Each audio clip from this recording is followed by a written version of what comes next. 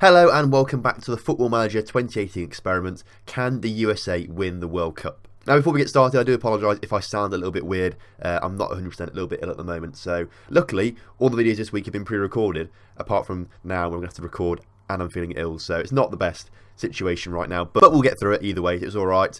So let's get straight into things then. This time we've gone another 8 years into the future. We've gone to the 2020. We've gone for the 2030 World Cup, so we've played 2 more World Cups since last episode, and after the change that we made, we upgraded youth facilities of some teams and things like that. Let's see if it's actually made a change to the USA. But first of all, we'll go to the USA and we'll have a look at the national team to start off with, see what's going on there. So if we sort it by current ability to start off with, we can see there's 2 players with 150 plus current ability, one with 143, the rest are below 140 actually. Quite a lot sitting in the 130s, which is fairly standard, I suppose, really, for like a top flight player, for example. As you can see though, most of these top players are getting on a bit. They're most of them around the 30 years old mark, a little bit over than 30. Only Neil Rao is the one in that sort of top bracket there that is under the age of 30. So Neil Rao doing pretty well, playing at Sunderland right now. I think we identified him last time as a pretty decent player. Came through PDA, went to Wellington, went to New England in the Super Draft. That was pretty good for him, but then moved to Sunderland for 3.9 million and has been relatively ever present in the Premier League for them. So that's pretty cool to see there. But Weston McKenna is still the best player going on. In fact, if we look down, Christian Pulisic is not there anymore. I don't know if he's still active as a player. He may have retired. Christian Pulisic is a right winger for Bayern Munich actually, but not in the team at the moment. If we have a look at his attributes, we can see that his current ability is 161, so I don't know why he's not in there, unless he's picked up an injury recently and things like that. So that's the only reason I can think of. But he should be there because would be the best player in the squad. So I don't know what's gone on there, but Christian Pulisic still around, just not in the side. If we look at potential ability then and do that, we can see that Neil Rao is the top player potentially, but he's not going to get there. He's 27 now, so he's reached his peak. That just was his potential. That's what he could have got to. Simeon Lofaso is the next player there, but obviously at 30 years old, he's on the decline now. Now, he's an interesting player. I've already looked at him, so we'll come back to him in a few moments. But there's no one there actually that young. If we sort it by age, the youngest member is 25 years old. Is that even a regen? It's Jose Antonio. I'm not going to try and pronounce his surname because I can't quite do it off the top of my head. But Mexican, he's played all his career in Mexico, which makes me wonder, he was born in Mexico, so he must have some sort of American family because he's not played in America, which is what Lofaso has done.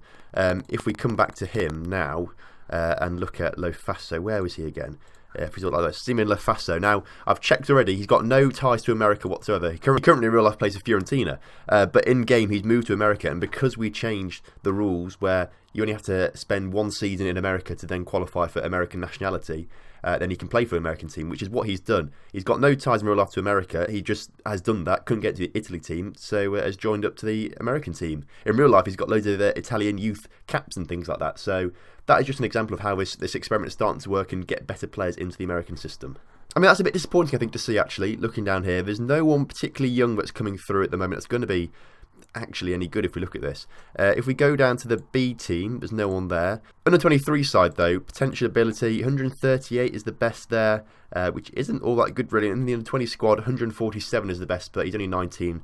104 current ability though is pretty decent, and I don't know why this guy, 18 years old, isn't in the first team yet, because he's better than some of the players in the first side, his current ability, so that's an interesting one. Right, now let's go and see if they have won a World Cup.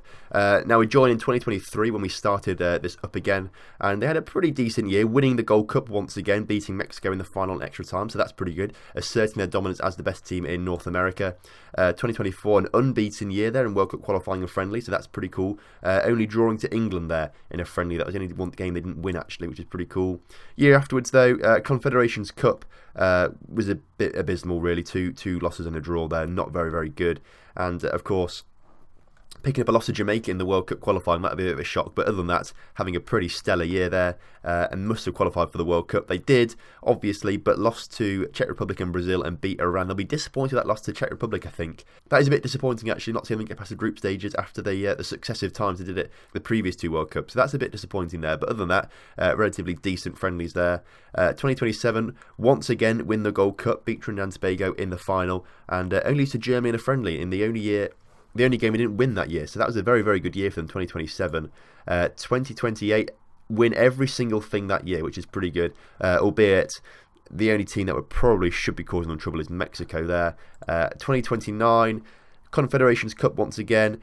Did a little bit better this time, a win, a draw and a loss, but wasn't enough to get through the group stages there. But a decent draw with Brazil there, actually, I've got to say. That must be a decent result for them. And then the 2030 season has been pretty poor. Didn't win a single friendly. Lost to Spain. Lost to Norway very, very narrowly there. Norway getting a 93rd minute goal. To be fair, actually, America got a 94th minute goal, so it wasn't all that close if you think about it. But they beat Congo, but we're very disappointed that loss to Norway.